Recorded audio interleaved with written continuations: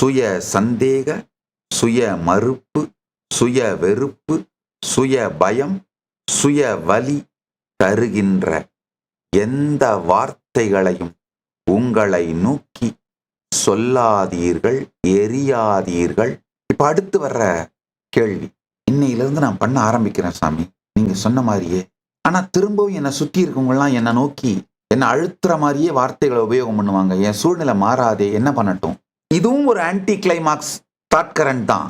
அது ஒண்ணு. ரெண்டாவது, இப்போ உங்களை மாற்றின உடனேயே இந்த புது ஃப்ரீக்வன்சி, நீங்க புதுமையாக உங்களுடைய பரம சத்தியத்தை வெளிப்படுத்த துவங்கும் பொழுது இந்த பழைய, நீங்க ஏற்கனவே உருவாக்கி வச்ச பழைய சூழல்கள் இதெல்லாம் அடங்கிறதுக்கு சில நாள் கொடுங்க. அதனால இந்த 18 நாள் கேட்கிறேன். இதை ஒரு மகாபாரத யுத்தம் மாதிரி எடுத்துக்கோங்க.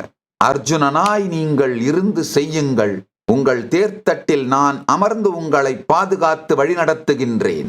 நடத்துங்கள், உங்களுக்குள் நிகழும் இந்த மிக பெரும் யுத்தத்தை நடத்துங்கள், தைரியமாக நடத்துங்கள்.